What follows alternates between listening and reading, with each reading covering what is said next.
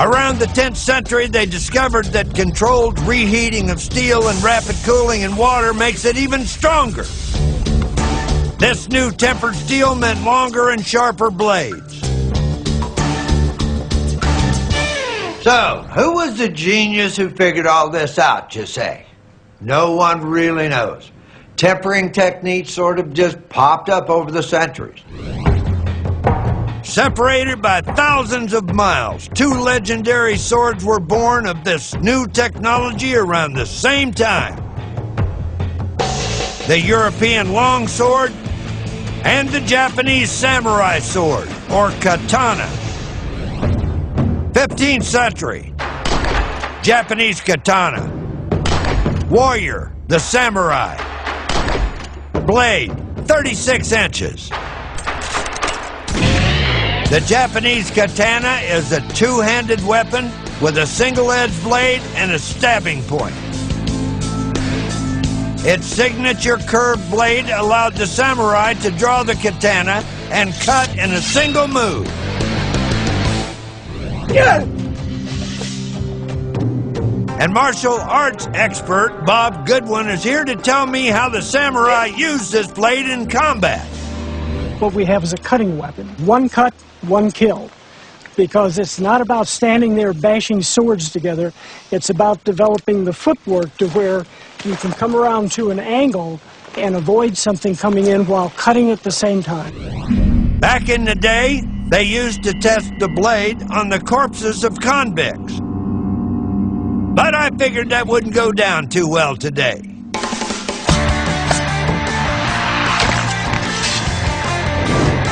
Now, hacking at cabbages and coconuts is kind of fun. That was a pure slice.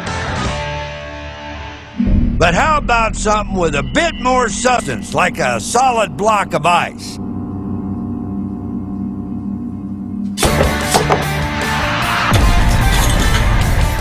My, just like splitting logs with an axe. While the Japanese were perfecting their single-edged weapon, in Europe they had their own two-edged approach. 15th century, longsword. Warrior, the European knight. Blade, 40 to 50 inches long.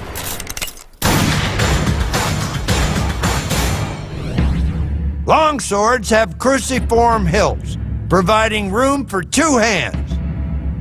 They often weighed as much as 4.5 pounds, with a straight double-edged blade nearly 4 feet long.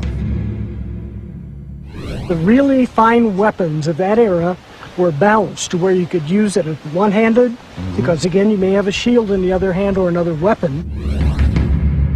Every part of the longsword was used for combat. The pommel for pommeling, the broad blade for cutting. And as armor improved, the blades became narrower and pointier for thrusting. Or you can use it both hands if you really want to cleave through something. If you really want to take a swing and really whack them, yeah. Yeah. And it's nice and long. I like that. You don't have to get too close. Long swords were especially good for thrusting at an armored knight's vulnerable points.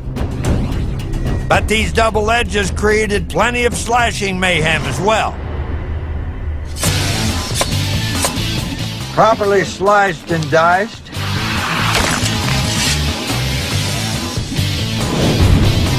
Okay, we know what we're going to have for lunch. There's some juice left in there.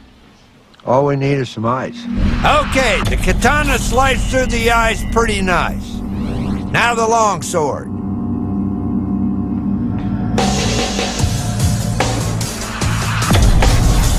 Slashing the ice with the longsword is like hitting a brick. Heck, I only managed to shave it a little. Totally different animal, that one. The katana definitely has the edge as an icebreaker. But nobody goes to war against ice cubes. What about the kind of leather armor worn by your average foot soldier? We saw how leather armor stood up to Roman gladius and iron sword. Well now, it's time for the heavyweight division. Longsword against Katana.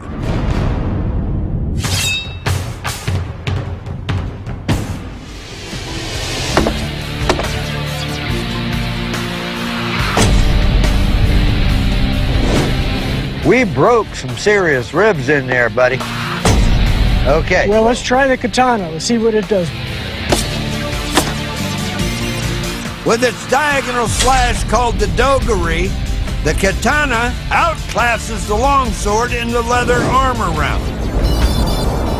Well, there's no question about it. He just lost his arm, his heart, some of his intestines left. But that did take a big, nice hack out of that one.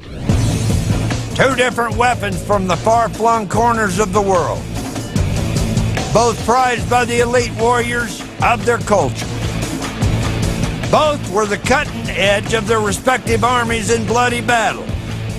And both faced opponents in metal armor.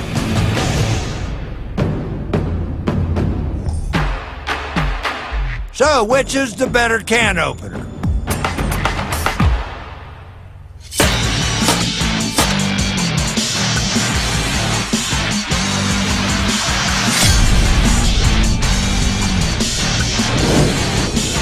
Not a real classy can opener. It did do some damage. It did what it's supposed to do. The longsword packed a punch and made a small hole. But, other than that, not much impact on the armor. Let's get around the other side and try the samurai sword. Yes, sir.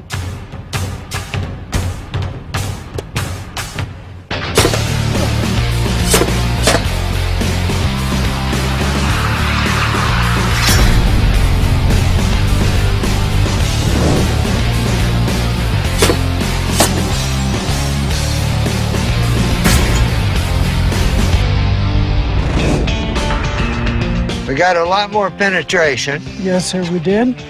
and we want a good half-inch in. Okay. Yes, sir. So we did. there we have it. This samurai sword beats out the longsword again. Side by side, you can see the shorter steel blade of the katana doesn't flex as much as the longsword and penetrates deeper through the armor. And as a slashing weapon, the katana is a work of art. In my book, the katana beats the longsword.